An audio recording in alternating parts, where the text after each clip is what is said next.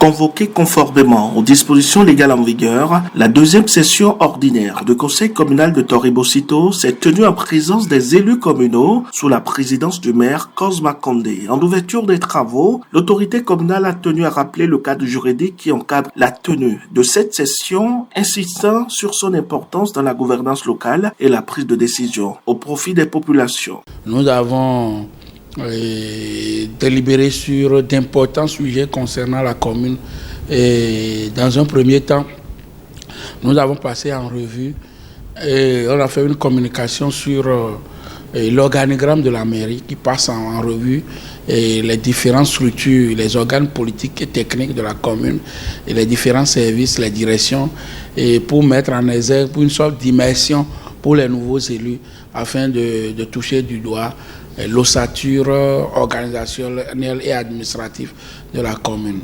Après ce point, il a été question de l'étude de l'adoption du règlement intérieur qui se trouve être la brevière qui va gouverner le fonctionnement du conseil communal pour les 7 ans à venir. Donc, nous avons passé en revue une soixantaine d'articles qui meublent le présent règlement intérieur et vous avez vu les débats article par article. Il a été question pour les élus de procéder, n'est-ce pas, à des ajustements, des amendements, ce qui a consacré à la fin l'adoption du règlement intérieur qui va gouverner nos pas au cours des 7 prochaines années. Au cours de la session, plusieurs points inscrits à l'ordre du jour ont été examinés. Les échanges ont notamment porté sur la communication relative à l'organigramme de la mairie, l'adoption du règlement intérieur du conseil communal, ainsi que la mise en place des commissions permanentes. Les conseillers ont également pris connaissance des attributions des différents organes de la commune, ainsi que celles des commissions permanentes dans une dynamique de clarification des rôles et de renforcement de la gouvernance locale. Le maire a Condé, avec toute son équipe, ont vraiment l'envie de travailler pour le développement de la commune de Tori. Et cette session a été très bien organisée avec les cadres de la mairie et les élus communaux. Je crois que c'est une très bonne démarche et que l'avenir de Tori est en train d'être hâté comme ça. Satisfaction au niveau des cadres que nous sommes et qui ont pris part à ce conseil.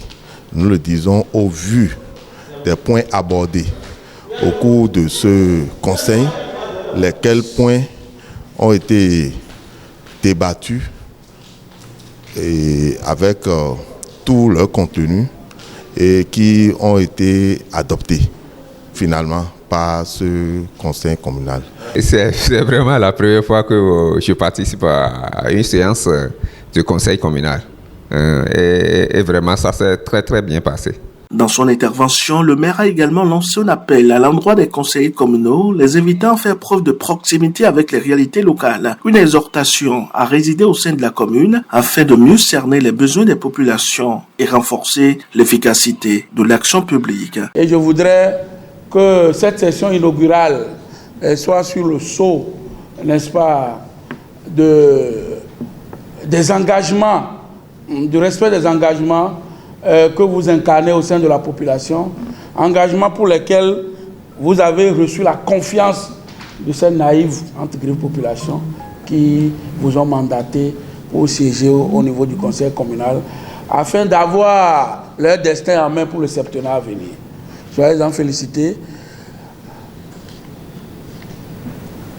Ensuite, je voudrais particulièrement féliciter les acteurs politiques, que les cadres m'en excusent, les acteurs politiques qui sont dans la salle et qui ont révélé Tori au soir du 12 avril passé.